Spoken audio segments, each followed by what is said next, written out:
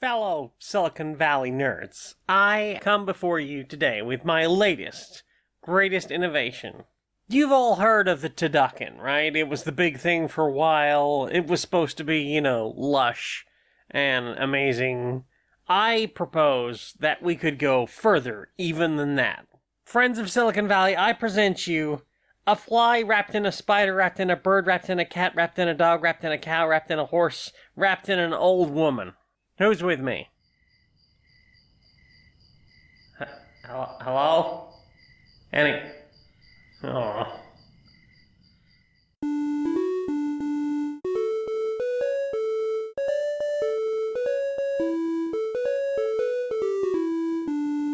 Greetings, strangers, queer and pleasant. I'm not Laura Kate Magnet Dale. And I'm not Jane Aerith Magnet Dale. And welcome to another episode of Queer and Pleasant Strangers. It's a podcast where two queer trans women, that's us, we're wifey types. That's us. We have a bit of a catch-up about media we've consumed in the week. We do, the catch-up's over there. As it is over there. And try to have a little bit of a giggle about all sorts of silly things. Silly thing. How are you doing? I'm Sleepy Little Bean, I'm full of dinner, and I love how, now it's too late to do anything with it, the sun's come out. Oh, of course, that is the only way of things. You're busy, grey, you're free, sun. I should listen to the weather more often. I'm sure Invisible Bob would tell me things. Mm-hmm. What about you? How are you doing? Also sleepy. Also sleepy. Been a bit of a week for you, hasn't it? It's been a bit of a week, but it's I'm only here. Tuesday. I would like it if this week was less of a week. It's already been a lot of a week. Right. So you should get the rest of it off, I think. I would like that, but no, it's not allowed. How rude. Stuff we played this week. What you been playing this week? Well, we played some boarded games together. We did do. We did. So we were looking for some things to play out of doors. Yeah. Since we're probably gonna pop outside and see some people soon. We're gonna be sat out in the sun in nature at some point soon. Yeah. So I thought we'd try out some outdoor portable board games, things that don't necessarily require a table. So we had a test run through, and we played Quirkle. Quirkle! Which I think is best described probably as dyslexic Scrabble. Yeah, kind of. It's... What if you had sort of like domino tiles that are like shape in a certain colour, and you are trying to create lines of either all the colours or all the shapes by sort of expanding in very much like a Scrabble-esque branching format. Yeah, so there's 6 different shapes and 6 different colours, and each tile has one image on it, not to quite like a domino, but yeah, but sorry, they are, yes. But they are that sort of like thickness and density of like a sort of domino-esque. And yeah, you're laying things out. You're basically drawing 6 tiles from the bag, and you are trying to place as many of them as possible per turn. And the way that you score points is, let's say, so you can't put down a piece if it's going to double up on a colour or double up on a shape in a sort of continuous touching row. Yes. And when you put a piece down, let's say it was at an intersection, so like, the shapes are going up this way and the colours are going this way, and you put down a piece that was the colour and shape to fit at that sort of intersection, you point score for where you've placed it, like how many in each axis has it been placed at. Yeah.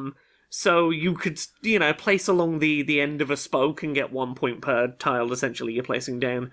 Or, let's say there's already 4 shapes out of 6, and you play shape number 5 in that row, you get 5 points because you've added, the thing you've been adding to is 5 points worth. Yeah, but let's say you had 4 shapes, the same 4 shapes in a different colour. You could lay them along as basically a whole new line, as long as there was space to do so.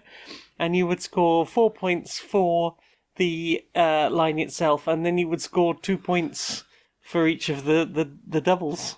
Yeah, and you get an additional 12 points if you place down either the final colour or final shape, so that, you've created a Quirkle. Yeah, which is either all 6 of the colours or all 6 of the shapes in an uninterrupted line. Yeah.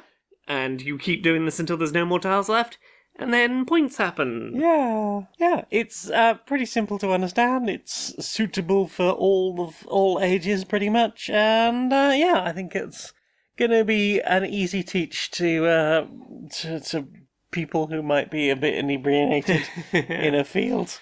Yeah, Dyslexic Scrabble is a very elegant way to put it, that once you start playing it, it becomes very obvious what that means. Yeah, it is an interesting game that branches out so much that, like, it does get a little crunchy toward the end of, okay, where is that every possible space that this tile could go to transport that one place where it's going to score big points for you, and yeah, it's an interesting little game. It really is. So, what have you played? What else have you played? We played some more board games together We did? in this vein. I finally played one that you've been playing before and some friends of ours have played. We played the board game version of Dorf Romantic. Yeah, I talked about this a little bit last week, but we played some two-player. Yeah. How did you find it? I thought it did a good job of capturing the feel of the video game, which is, hey, you're just sort of building a nice little tableau, and sure, there are quests to be doing, but those quests aren't going to be too difficult to be doing, and don't stress too much if toward the end you can't complete all of them, and you'll probably unlock some stuff, and you'll have made a nice little cooperative little village out of hexes. Yeah. It's gentle, and none of the choices are too overly complicated or too stressful. It's just a nice little time. Yeah. And it's very enjoyable. I think it's very charming. Mm-hmm. What about you? What have you been playing? We also played Lacuna. We did. This is another outdoorsy, maybe-able board game. Yeah, this is an abstract game about area control and positioning. You're shaking out all these little round flower tiles.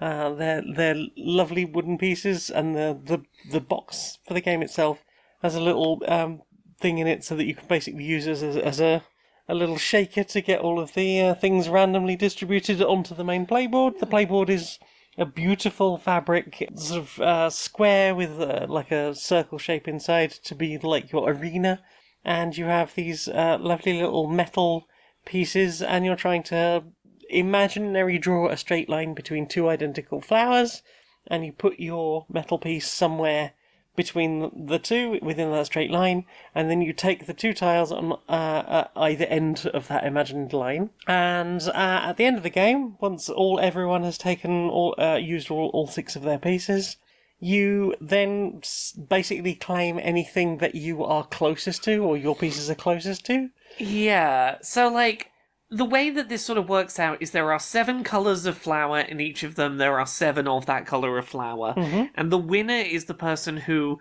has the most winning sets. So in a 2-player game, if you have at least 4 of the same colour of flower, that means at most the other player only has 3. You've won that flower as sort of a set. Yeah. If you can win 4 out of the 7 sets, you win. So yeah, as you say, you can place your little sort of metal trophy thing in between 2 flowers with an unobstructed line to get those 2 pieces immediately, but you don't have to place, like, in the exact centre of that line. So, a lot of what you're doing is picking where along that imagined line to place your piece, primarily to try and vie for, will I be the closest to some other remaining pieces that might be hard to get later? Yeah.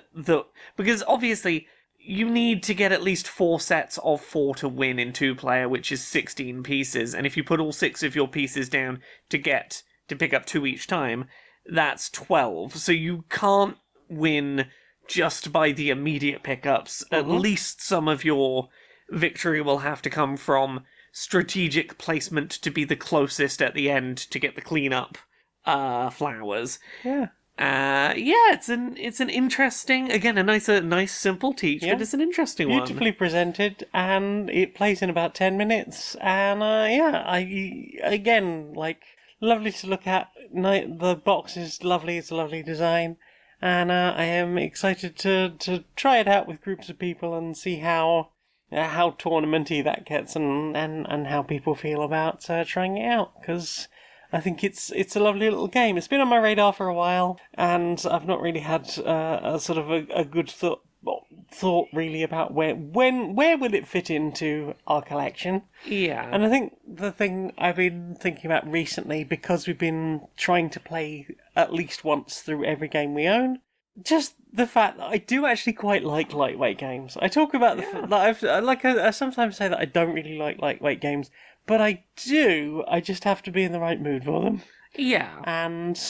But there is something charming about being able to just like pick up, play something really quickly, and then potentially if it's a 2-player game like Lacuna, you can potentially just like pass it around a few different people, have a very short tournament very quickly, and it's a fun little thing to do. But yeah, that was Lacuna, and I'm very happy with that one.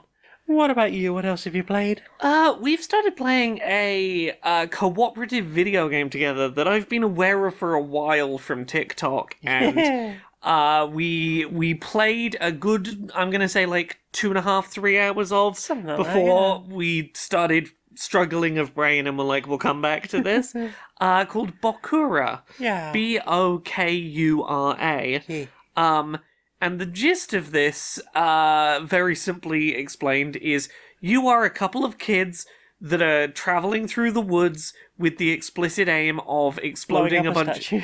blowing up a bunch of fireworks to blow up a statue, and you see a dead deer in the woods, and then suddenly you're both experiencing different realities. Yeah. That are sort of concurrent and interactable, but very different mechanically and aesthetically. Yes. My view is very much like a charming like kids book type idea, and yours was a bit more like sci-fi comicsy robots everywhere. It's interesting because both of our settings were a little bit horror in different ways. They got quite horrific later on, certainly. Yeah, yours starts very colourful, but by nature of its things made of flesh, there is room for horror. Yeah. And mine didn't get so horrific in those ways, but was more of a everything is grey and post-apocalyptic and sterile and cold. Yeah, but like I think it took a little while to get into its real horror. Like obviously, yes, you had seen the deer quite early on, but there was the whole thing when we got to the teleport section, where to me I was seeing these things that were sort of eating me, and then seemingly I was being spat out somewhere else.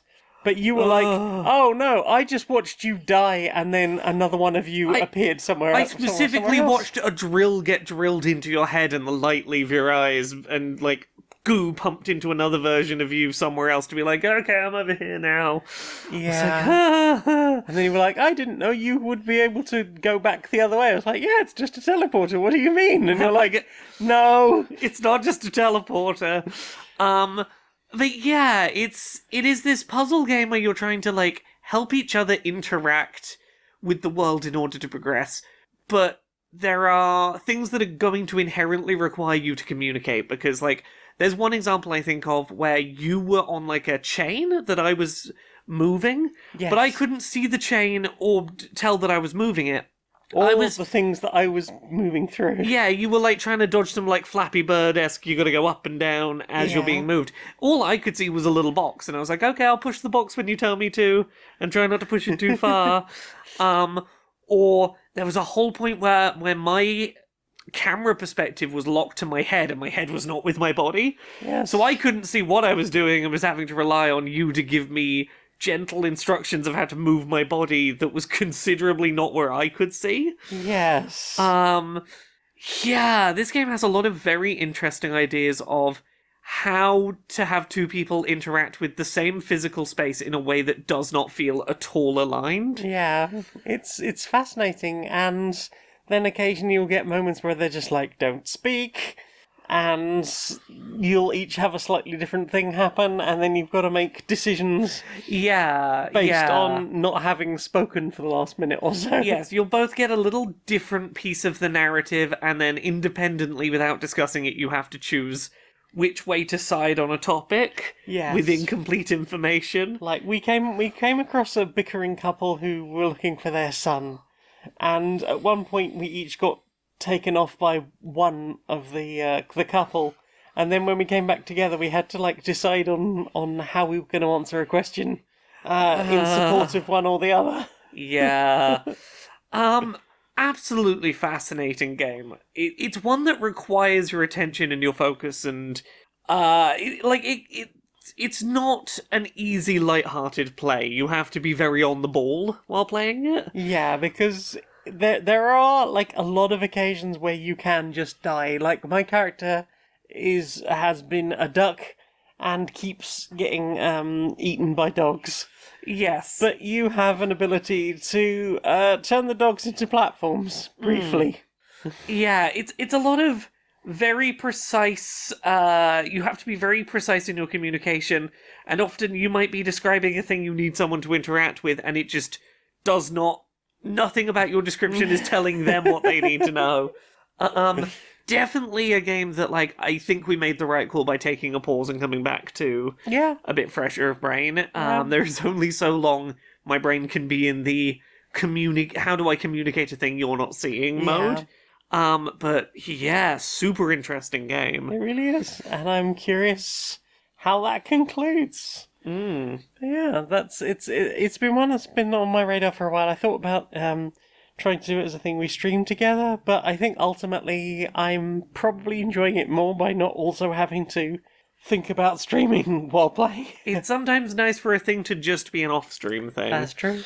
But yeah, what about you? You playing anything else this week? I'm still plodding along with Crisis Core. I think I talked about that recently. I also played a game called Boxes. Lost Fragments. Okay. This is a sequel of sorts to Doors, a game I talked about about 3 to 6 months ago, I think. One of those, like, the room-style puzzle games where you have a series of puzzle boxes, and you are ultimately trying to interact with them in different ways and move around. I don't know if it's anything to do with the same team related to the room, but, like, the plot feels very roomy. Like, there was a whole thing with the Room series about this element called the Null, and it was, like, an unlimited power source, and Boxes has got basically the same thing, but it's dark matter instead of the Null. It's a fascinating story arc. I finished it in about 3 hours. It's got an inbuilt hint system, so if you get a little bit stuck, you can ask for a hint, and occasionally, like, I think I used the hint system like 4 times throughout the whole thing, and inevitably the whole thing was I had just failed to see something. Yeah. And that's usually how it ends up with those games. It's like the puzzles themselves aren't super difficult. It's more a case of like I've missed some element despite having thought I'd looked all the way around the box, and better to just go quick hint, point me in the right direction so I can get moving again, rather than I'm feeling frustrated and stuck. Don't get me wrong, there were a few moments where I was just like, I need to just sort of pause and think about this and try some other stuff. But yeah, it was a really fun game, and I'm glad I got to give it a go. Now I desperately want more of these things. Yeah. But I played all of the Room, and I played Doors, and I played Boxes, and I don't know if anyone listening has any ideas about what is a good game in that sort of genre. Do let me know. Yeah. What about you? You played anything else? My thing I've mainly been playing is I've been playing through the Shadow of the Erdtree DLC for Elden Ring, which I don't know how many like optional things there are for me to go find still that I haven't found. Or like, quest lines that I should maybe do before progressing. But I think I've done the things I need to, that I could go to the end of the game now. Wow. I could go do the last boss or couple of bosses, maybe, question mark. I put maybe 30 hours into it, which is pretty good for a DLC. Trying to put my thoughts together on it. I do think I like the leveling system, which is kind of separate to your base game leveling.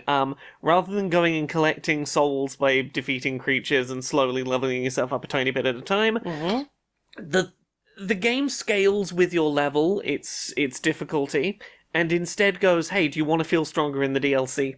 there's these items, these tree fragments, and those will give you like a separate leveling system that will make you feel more like you'll deal more damage and be able to resist more damage at a considerably more noticeable rate than you would with traditional leveling. Right. And it's sort of DLC exclusive.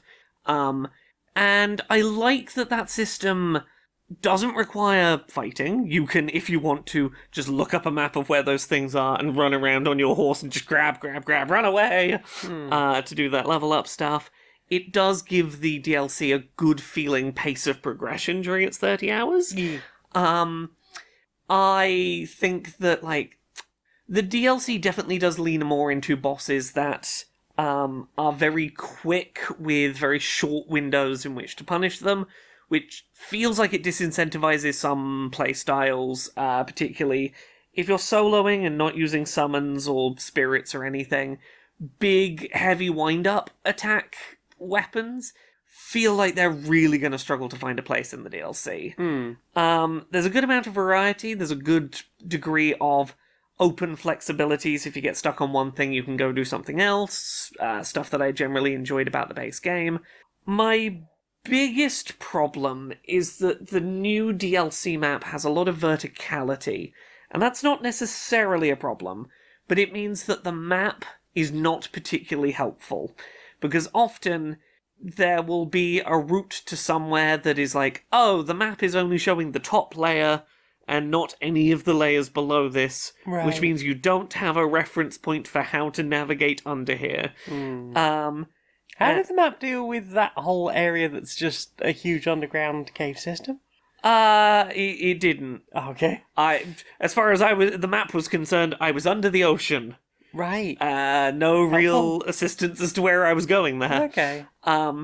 Yeah, there's a few things in the DLC that make it harder to navigate. There's a few key, very large areas that the game, like, has gone out of its way to make it fucking impossible to naturally work out how to get to, which is kind of frustrating. All being said, I was surprised at how well I got back into the rhythm of that game to be able to just, like, speedrun my way back to the DLC, and how much I've been enjoying jumping back into that game. It's been a nice chunk of revisiting a thing I already enjoyed. Now I get to do a bit more of it. Yeah, I remember you quite liking the base game, so Yeah. I'm glad more of that is doing good. Yeah, And 30 hours is pretty decent for... exactly. I've gotten a good game's worth out of a DLC, which is pretty good. Yeah. What about you? You played anything else? Last thing I want to talk about is, I talked about this a while ago. This is Plan B Terraform, which I originally talked about when it was in a Steam Next Fest a while ago. And this is a game about you're dumped on a planet with 3 sort of lunar landers, and you are basically trying to terraform this planet and make it habitable and build up 3 cities into, basically colonize the planet, which was basically a barren, lifeless rock when you got there, which is the only acceptable form of colonization.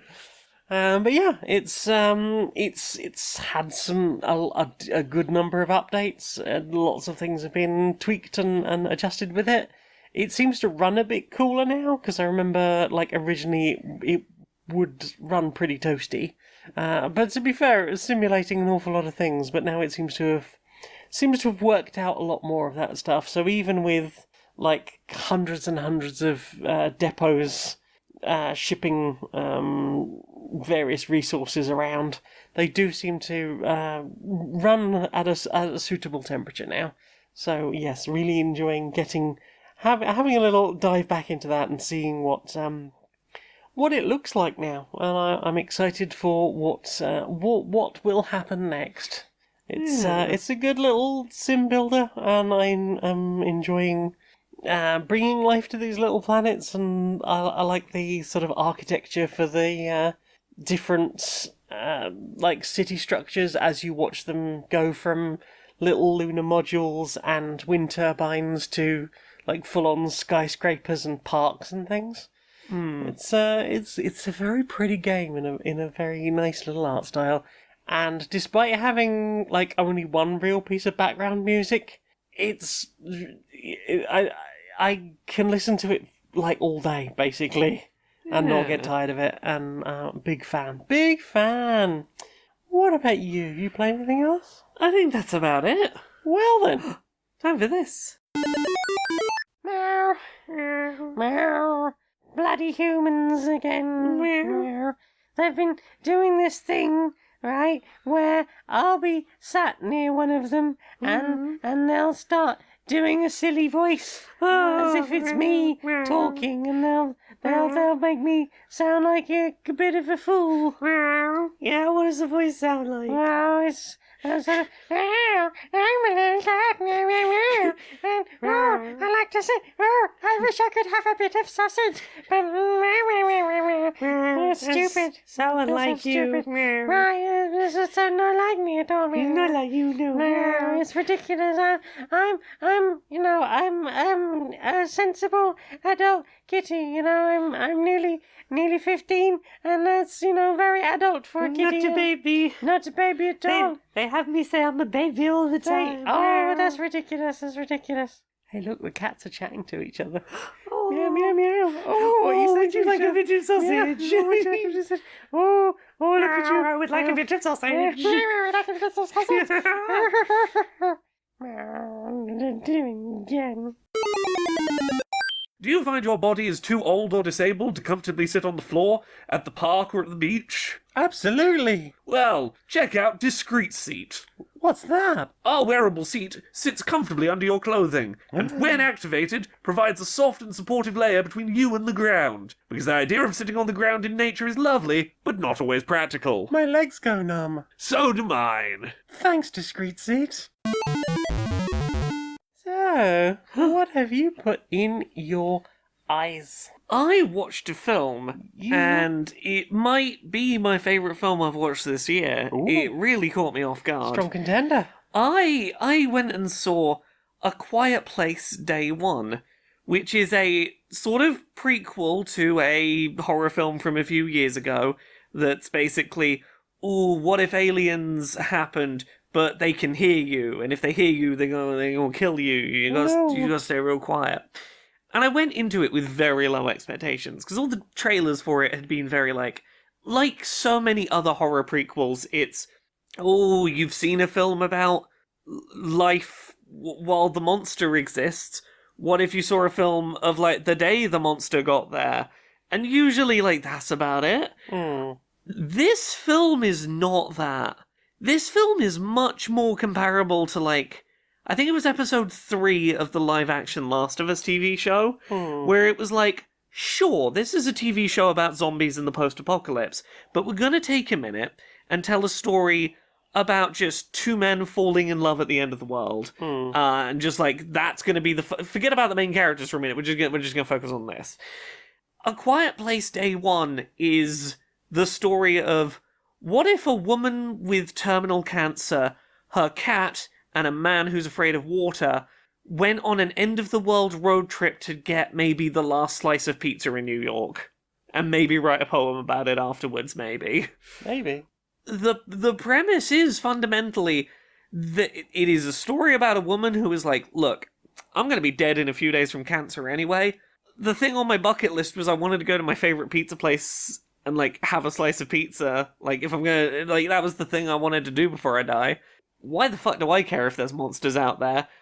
All that means is, much like my current situation, I'm at risk of death in the next couple of days, and what I want to do before I die is go get a piece of pizza, and maybe write some poetry about it. I'm gonna try and go get my piece of pizza. And it is a weirdly sincere motivation that I think works really well. It's the kind of ridiculous thing I do. Well, it's the thing I think works about it is it does something really interesting to the life or death stakes of the horror thing. Because on the one hand, it feels like you should feel like the stakes are lower because, we're worrying about the survivability of one person who we know is going to be dead within a few days regardless of whether she avoids the monsters. It really makes you sit with what the objective of the quest is and the stakes around it and the fact that so often in these kind of horror settings, all that your characters are really allowed to do is focus on survival. And you've got a main character who has sort of got permission to be a little less concerned with that, who gets to go, okay, well, if survival's not my number one thing, what do I want if I might not get to do anything else? And that can be a person's most important thing in a believable way. Yeah. It is sweet, it is funny, it is good and tense in the right ways. It's got a good amount of like tension and scary and dramatic action, but it's also a film that goes good long stretches of time without any dialogue and sort of carries that very well.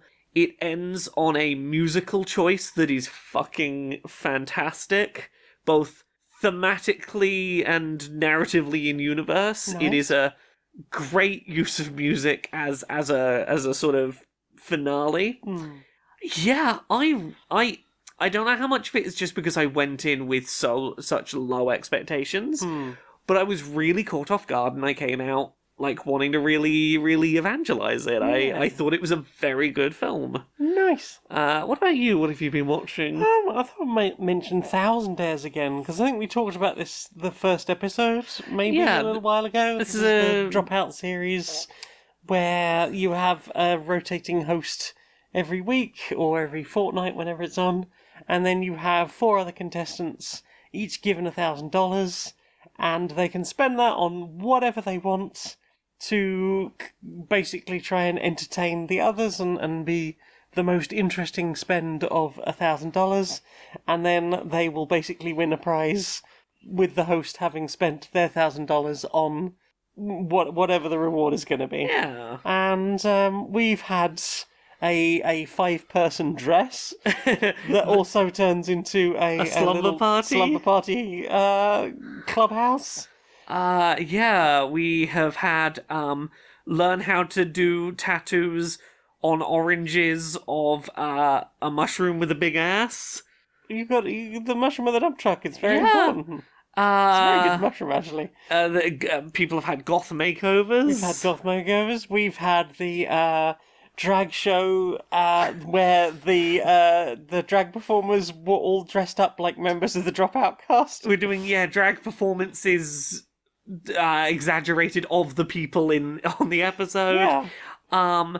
It's a really fun, like, it's got the flavor of like a variety show. Yeah. In it, as much as, hey, look, someone had money to do stupid, silly thing that they could never otherwise justify, but in like a reasonable price range. Yeah.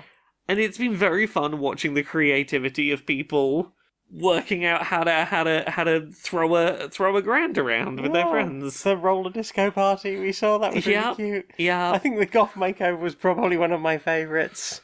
With the poetry recital that went along with that. Yeah, it's a show I wasn't sure how would work, because when it was being advertised I was like, it requires people to find a thing that's not only fun for them to do in the room in that moment, but that's also going to translate into good TV for the viewer, which feels like a challenge to come up with. Yeah. But they've so far done a really good job of that. Yeah, we're having fun in the moment in a way that carries across into being good TV. Yeah, including learning how to swing a sword. Yes indeed. Yes. And learning things like about the skill level of everyone involved in a sword fight and how that can lead to success or failure or everybody's death. So yeah, swords, bloody dangerous. Be careful with them. Swords, bloody dangerous indeed. But yeah, Thousand Dares. It's been a fun time. What about you? Have you watched anything else? The only other thing, really, I think, is we did start watching the first few episodes of the Sarah Jane Adventures. Yeah. I was like, I think I know the final word of Sarah that title. Jane Adventures or Sarah Jane Chronicles, I can't remember. I was gonna say, I said Adventures and was like, is it Chronicles? The CBBC Sarah Jane Doctor Who show from like 2006. Oh gosh. Yeah, right. So yeah, this is, hey, person who all you're really told at the start is travelled with the Doctor at some point, and young child who lives across the road and accidentally discovers, oh, you know about, like, aliens and weird sci-fi stuff, and then they go on adventures together with the justification for that largely being the kid's parents have had a recent divorce, and therefore the mum's not really in the picture and dad is working, therefore there's no one to stop her running around with the strange woman over the road that keeps Saving the world. keeps being proximate to disasters. It's like, oh, don't worry about it. Don't worry about how often I'm taking your child and then world-ending events are happening. Yeah, it's kind of low budget. It reminds me of like classic Doctor Who. Oh yeah. It really doesn't have the budget, but it's trying to do its best to do like a sci-fi monster of the fortnight, I want to say, because we've had a few 2-part episodes. Because it opened with an hour-long special, and then we've had 2 sets of 2 double-length episodes. So it seems like that sort of hour format was what they were going for every time. It's got a very specific flavour of cheesy to it. And the thing I keep thinking about in terms of trying to explain the slightly tackiness of it is the first proper adventure is set in like a fizzy drink factory. Yes. And there is something very specific about like the branding of the generic energy drink where it's like there is no attempt to make it a believable brand. It's what did we have in the fucking, like, clip art folder that we could slam together that technically says orange drink? It's that, like, someone who is like, oh yeah, graphic design is my passion, I can definitely mock something up. And it, like, if I saw this on a shelf, I would assume it was a lever that I pull and, like, a secret bookshelf would open. I wouldn't think it was a real drink. It reminds me of the drink from Sunset Overdrive. Yeah. And it's little touches like that where it's like, it's just rough around the edges in a way that is so indicative of mid-2000s children's BBC. Yeah. In a way that's, like, kind of charming. Yeah, it's also got that, like, cartoon series vibe of we're going to reuse the same sort of thing every week to just fill a couple of minutes of screen time. And it's the requesting the computer. I need you. It's like, okay, cool. We're going to have like a 30-second clip of the computer deploying from a war. Yeah, it's also got the feel, and I would have to look up dates to see whether this is accurate, but my gut says this probably started shortly after the CBBC show Tracy Beaker ended. Oh my. Which was the show about person in a foster home. Yeah. Because, like, there's something about the vibe of this that feels like it's trying to capture through that, like, teenage girl with not particularly stable parent life and group of associated, I could believe they're from a council estate friends. Like, there's something about the vibe that feels like they were trying to find a time slot replacement for Tracy Beaker, but sci-fi. Right. And, like, that's not a bad observation. It's just, like, it feels very of its time. But yeah, it's, you know, it's a little cheesy, it's a little silly, but it's been a fun background watch. Yeah, it's been fun to have on, and a weird little watch. Yeah. So Tracy Beaker started in 2002, ended in 2006, the same year that Cherry Jane Chronicles started. What did I tell you? Called it. It's 100% that's what it's trying to be. It's trying to slot into the Tracy Beaker time slot. And then Tracy Beaker returned in 2010. Yeah. 2011 and 2012. Yeah, Tracy Beaker was their big CBBC show for a long time, and you can feel that this is we need to keep hitting the ground running on a demographic. And I'm like, there's nothing wrong with that. I'm glad that my gut instinct was right. Apparently Tracy Beaker returned a third time in 2021 as My Mum Tracy Beaker. Yeah, that does not surprise me. That was a well-known enough brand that I'm not surprised they're trying to cycle it back around. I'm glad everyone's still getting work. Yeah. I guess. I don't know if any of them needed a cancelling or not. It's the BBC, so you can never guarantee that someone shouldn't be on the air that is. But yeah. What else? Have you watched anything else? I don't think so. I think that's about it for me, really. That's it for me too. Okay. Well then. Time for this.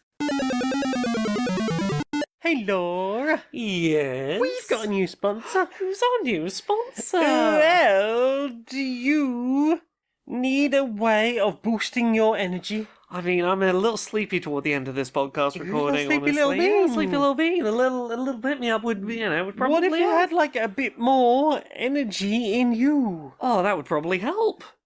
And best of all natural. An All all-natural natural. solution. All The- natural energy. Yeah, an all-natural sunshine energy boosting drink. Oh, is it like, I don't know, electrolytes and grass and stuff? No, it's a ton of caffeine. Oh. Caffeine comes from... I mean, from that, ca- I guess coffee caffeine beans. is natural, All yeah. natural. Sugar, tons of sugar. That grows naturally everywhere you go. Yeah, Sugar, you can get okay. sugar. Nicotine up the wazoo. Yeah, tobacco plant. No, it's all yeah, natural. no, sure, that will make... Psilocybin. So much psilocybin. Like 50 grams of psilocybin. I mean, that sure will fucking wake you up, huh? right. It's all natural. It's all natural. And it'll make you feel real happy in sunshine. I mean, all natural is like a synonym for good for you. Exactly, right? This doesn't even have, like, letters or numbers involved in it at all. No. It's all It's natural just things. caffeine, sugar, nicotine, psilocybin water. Yeah. How could that be bad for me? Exactly. So if you want to try this, it's sunshineenergy.lol.net, enter the code Q&PS 312, and you can get 10% off your first order of a crate of these. Caution, do not drink more than one a week. Side effects may vary, including love, happiness, withdrawal, and a desire to overthrow the government. Well, we'd better get through the rest of the recording quick before I lose the ability to focus on it. Oh, that's a lot of empties. You're not supposed to... Oh. She's melting.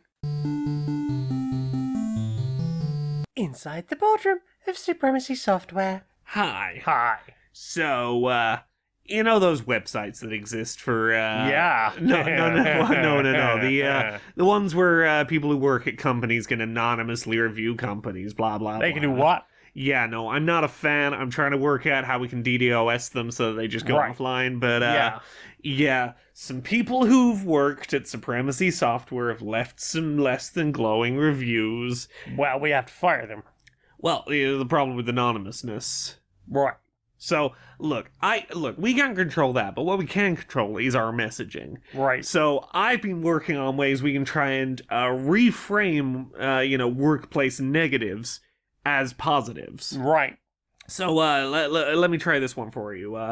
Working long, infinitely long hours crunching in the QA department. Yeah. More like unlimited ability to play video games during work hours. That feels like they should be paying us for that. Right, that's a perk of the job, Right. not a negative. The greatest perk. Okay, I got some more here. Lack of clear managerial oversight, making it difficult to know what to do day to day on your project. No one wants to be, micromanaged. They want the, freedom. Exactly, the freedom to, grow your creative instincts. Exactly. Right up until we have a manager crush you, Well, destroy yeah, you. but For our that's for another moment. Yeah. Low pay. What if instead? Well, Supremacy Software is staffed by only the most dedicated employee family members, motivated by their love of the art above all else. Yeah, I mean, it's not about the money, right? Exactly. For them. For them. No, exactly. They don't need the money. We need the money. Exactly. Yeah, we give them the chance to be more compassionate towards us. Yeah. And thereby letting us have more money. Yeah. You are a fucking genius. I know. So, what have you put in your ears? We listened to some music together on a beach at the weekend. Yeah. So, Ibiza Proms was playing on Brighton Seafront on Saturday. This is And not we a thing sat- we had tickets for. No, but, we were sat on the beach near it, and we could hear we could hear them playing dance music but not actually the proms bit because we didn't stay that late. Because we'd been sat in the sun for. I mean, that's the thing. multiple hours We turned up like a little before noon, I think, and Yes. just enjoyed like 6 hours of being on the beach and enjoying nice music. Enjoying free dance music that we didn't have to pay to stand around near. Yeah, it was great. It was a lovely day. It wasn't too hot. Wasn't too sunny. Still got a nice tan. Tracks I can remember that we heard. I know that Higher State of Consciousness got played at some point. Faithless Insomnia, I think, was also played. I couldn't remember much more of that. We were chatting through a lot of it, and also That was sort of the vibe of what we were doing. I also taught someone else play, so You did. I listened to some like specific tracks this week. My music listening has been a bit all over the place because it's been a weird week. So I'll start off on some of the more general stuff. Listen to some of the old Welcome to Night Vale weather tracks, some of the early ones of those. Nice. Specifically, I always forget how much I love it until it's playing.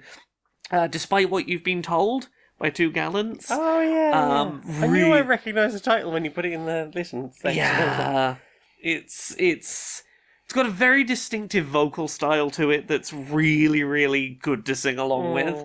On a similar vein, I got reminded of the existence of the Travelling Wilburys, which is that late 80s, early 90s supergroup that involves Roy Orbison, Bob Dylan, Jeff Lynne, a whole bunch of that lot made a band together.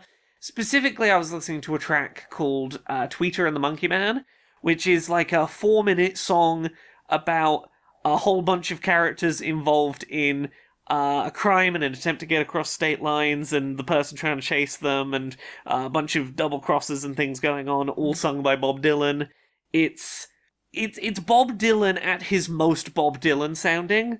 I don't think I could pick a song in which Bob Dylan sounds more like Bob Dylan than this song. Right. There is something very distinct about that song that sticks in my head. Other things I've been listening to, I went back and listened to some Dessa, an artist that routinely I'll go back to and be like, oh, you're one of my favourite people in music, and I don't think about your music enough, and you're great. Specifically, her album Chime is fucking fantastic start to finish. A couple of tracks off that album that I was listening to the other night. I Hope I'm Wrong and Good Grief, which are not usually the tracks off that, like, they're both off of that album Chime that I really like. They're not usually the ones I jump to, but both of them I was really digging.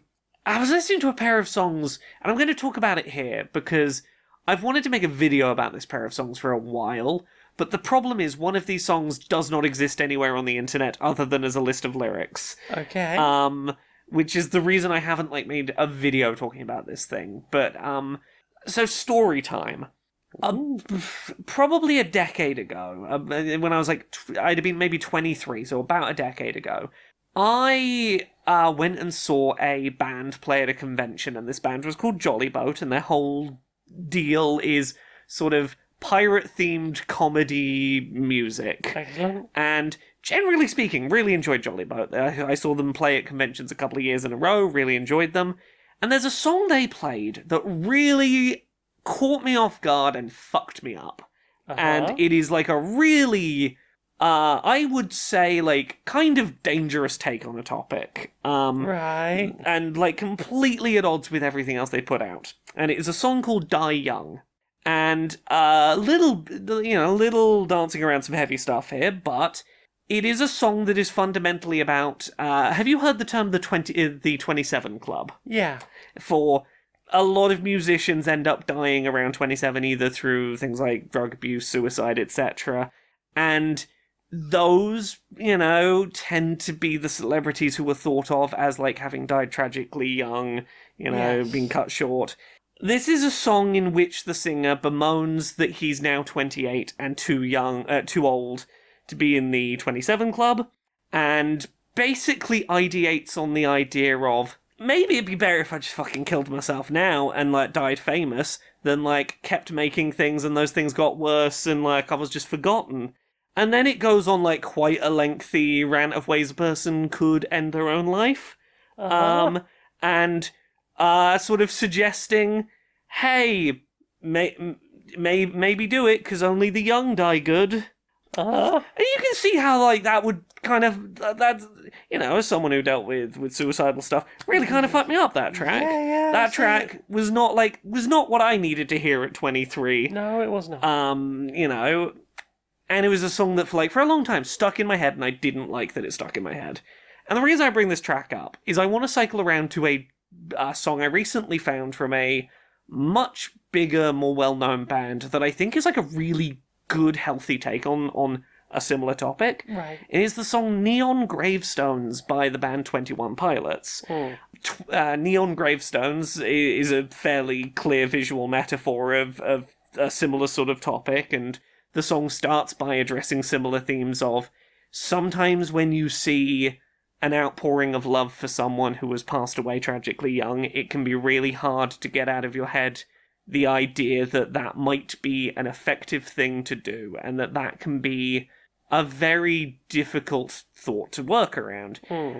But it then goes on to, unlike the Jolly Boat track I mentioned, very much address that for what it is, and to make a firm argument against it, and to go, that should not be how I am thinking, and, you know, it sort of tries to reframe it in this sense of, like, sure, maybe you could look at examples of people who died young and were remembered, but you could also look at people who didn't start doing the thing they would become famous for until well into their 40s, for example.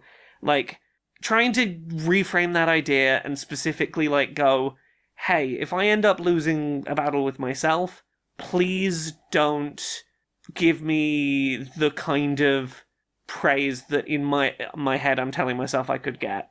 Like, promise me you will not do that, because I do not need that as an incentive to exist in my head.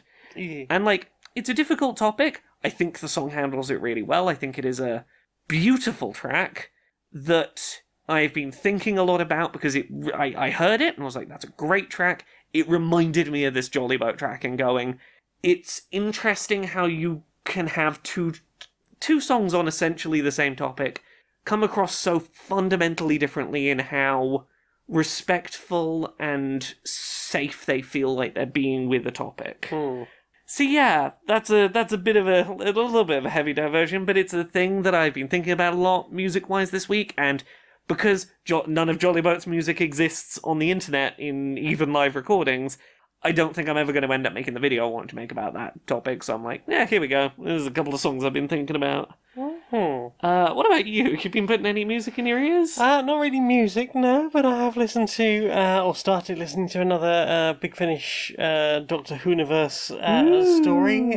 This is Gallifrey, Time War, and this is basically set at the start of the Time War, mentioned in, like, the beginning of New Who. So this is basically what's going on politically around Gallifrey at the time that the Time War breaks out. And, like, obviously tough decisions need to be made, but maybe some people feel that certain things are going too far. And also it does some really fascinating stuff. Because, like, the Doctor's talked previously about how, like, pompous the Time Lords are, and how, like, up themselves they are. And there's, like, a thing right at the beginning where there's this two ships, basically escaping from the destruction of their planet at the hands of the Daleks. And they're like, please, you need to help us, please take us in, please give us asylum.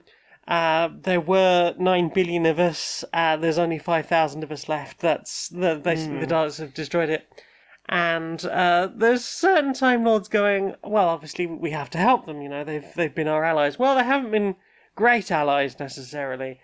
And then there's one line that someone mentioned that, like, they're not bringing their best and brightest, and I was like, oh, I see. We're doing the whole asylum seekers thing, because it wasn't the best and brightest line like a Nigel Farage or something like that. Yeah.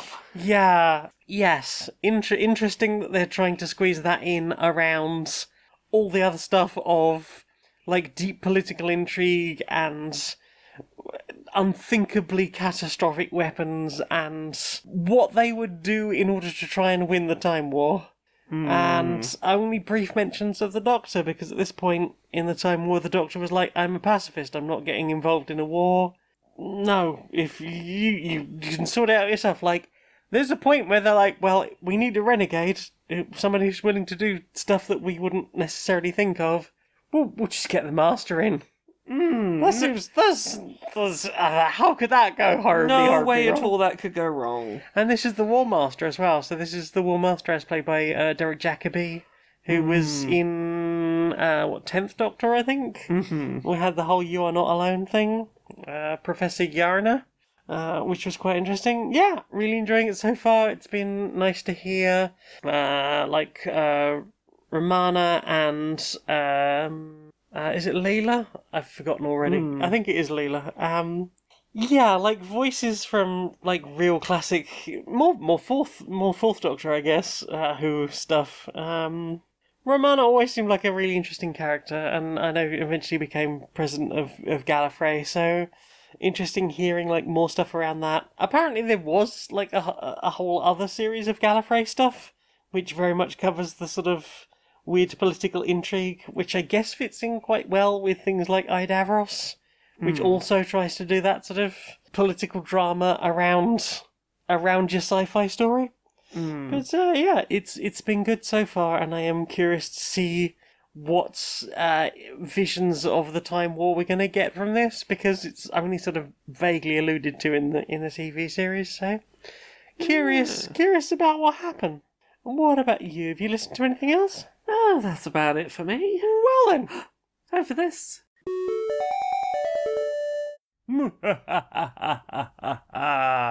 Truly the world shall tremble before me in my evil, devious plan.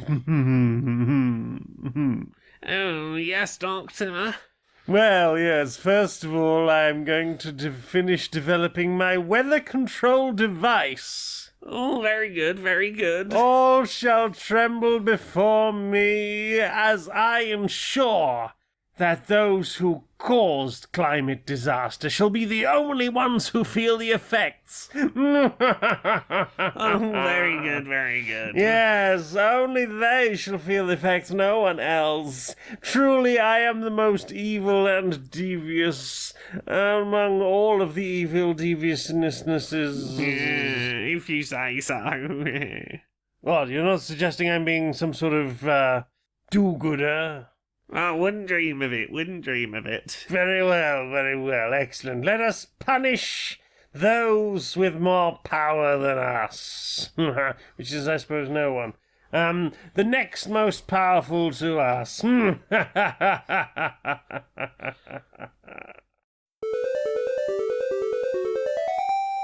This week in the League of Kind of Mare Superheroes, we have Taxman. He's got a small number of carpet tacks. Lasso. No one knows quite who she is. Who is this lass? The Transporter. They're recovering from top surgery and working on a mobile version of your favourite PC game. And Clive. Hello, I'm Clive. They face off against the Billionaire! That's right, he has a number of duck mouths emerging from his scalp. Billionaire! In cinemas now.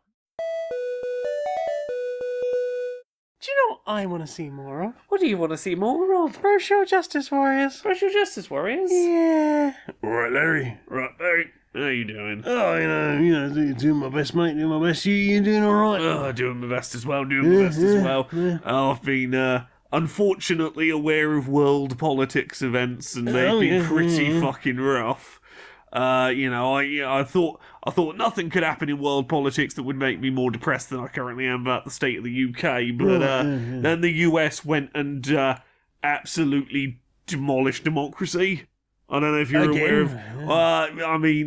Yes, again. So, currently there are several lawsuits trying to, prosecute former President Trump for doing crimes. Yeah. Well, the US Supreme Court has decided not only if someone is the president at the time they do a crime, they are immune from. It's just not a crime if they do it while they're the president. Right, yeah. But specifically, they have gone ridiculously far in some of the examples of things they have said would be legal for a president to do. Right. And there is one example I will bring up that one of the Supreme Court justices who voted against this brought up as a reason why they were like, we cannot allow this to pass. Yeah. They argued it would currently be legal for a sitting president to use SEAL Team 6 to assassinate a political rival, and as long as it was done while he was in office, that would be a legal act. That would not be an illegal thing to do. Right. It would not be illegal for a president to go, I don't want my political rival to, be alive to be voted for in an election. I will use the literal military at my disposal to murder my political rival. That is not an illegal act in the United States right now for a president to do. It really sounds like they are absolutely convinced that their man is going to get in the next election. Then, because I had previously understood it up to this point, the only thing that had stopped them doing such a thing is that they were worried that if they were not then the next ones in power, that their opponents would do unto them as they would. Well, here's the thing. I think they've realised the one who is currently in power on the opposite team is seemingly unwilling to wield the political power he does have to do the kind of shit that the right-wing party would do. Right, and their plan is just to never let a left-wing candidate we'll give this left-wing guy the power because he won't misuse it, and then our guy will get in and will do a bunch of illegal shit that's no longer illegal to make sure that there is never a fucking election again and that, he stays in power as a dictator or whatever. Well, yeah, he did say he wanted that at some point. I mean, it really does feel like last time he lost an election, he tried to overthrow democracy and, was just about stopped by the legal system. Almost like what they really did there was test the waters, and now they're ready to bring it in. Now they're ready for, the day he comes into office, if he wished to, he could, literal example, use SEAL Team 6 to assassinate his political rival, for example. And as many people have pointed out, the entire point of America, at least conceptually, was that they did not want to live under a monarchy. They did not want the idea of a king who was above the law to be the ruling party of a country. And that's kind of gone out the window. Yeah, they have, in all essence, recreated a system where the person at the head of their nation will be above the law. The law will not apply to the top person in their nation, which, they argue is because, what if, fear of legal ramifications stops them being a bold and decisive leader? It's like, good, it probably should fucking do so. If he's gonna have to do illegal shit to be a good leader of the nation, he should probably have to think twice and go, that shit is illegal for a reason. Yeah. Is it necessary? Some kind of threat of consequence should probably be there to balance out most powerful person in a nation, like there's got to be something to go, maybe I don't use my position to accept a bunch of bribes and do a bunch of crimes and murder people I don't like when my job is supposed to be to run a nation. They much rather just be doing those things exactly. So it's fucking terrifying, and it is. I don't even know how to process it because it just feels like a right-wing fascist endgame is. Well, yeah. I mean, we've heard a lot about Project 2025 and that being genuinely terrifying, and this feels like they're moving ahead. Perhaps earlier than we might have expected, but either way, it's genuinely extraordinarily concerning. My only hope right now, my only hope on this front, is that this is a scary enough thing to mobilise left-wing voters, and that it is that if nothing else, the fear of giving this amount of power to the person who had less power previously and did terrible shit is enough to mobilise some degree of, we cannot let that person get their hands on the fucking genie lamp, essentially. True, And, but also we need an actual left wing person, who is actually gonna do something. We can't just hope for the best case scenario being, well, he'll have the can do anything he wants button, but like he's too sleepy to use it.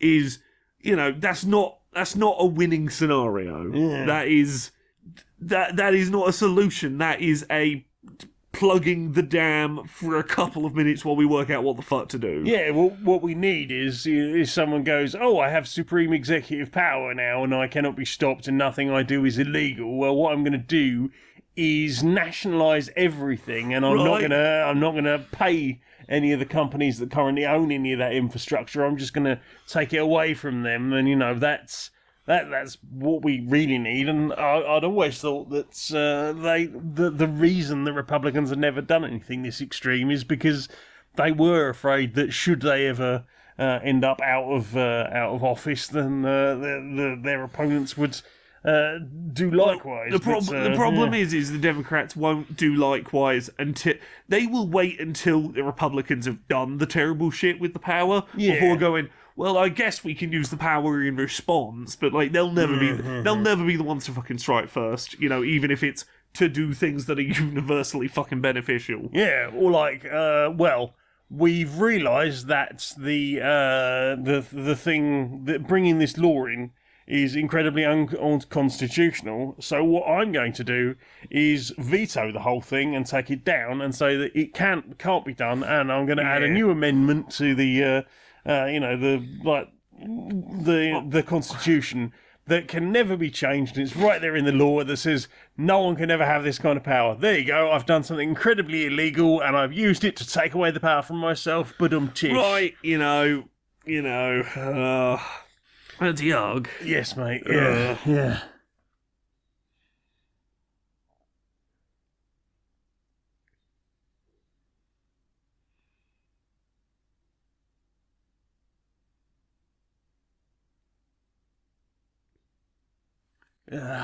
Good dog, mate. Good dog.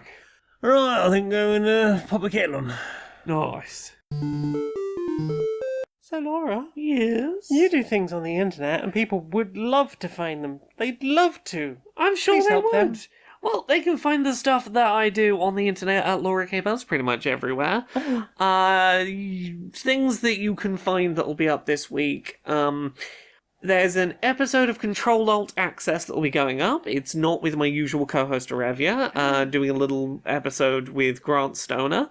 We largely talk about Elden Ring and From Software game difficulty and accessibility, and how there is more nuance to be discussed than just easy mode when it comes to talking about FromSoft games in that kind of context. And we have a really interesting chat. It was really lovely to have an excuse to chat with Grant for that. So that'll be up this week. I think that's the big one I'll point people at the second. What about you? Whereabouts are you on the internet? Well, I don't have unified branding, but I do have a Linktree. It's linktree.ee/Janiac, Janeaac.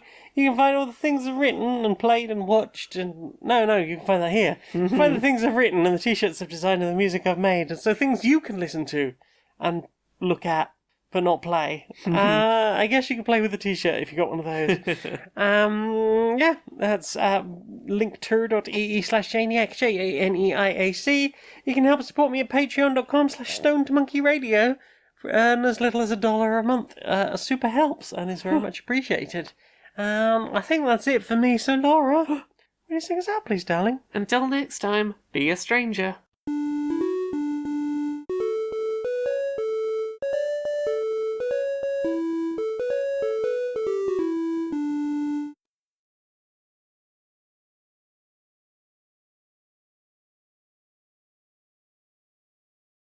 Do you enjoy social gatherings outside? No! I mean, yes!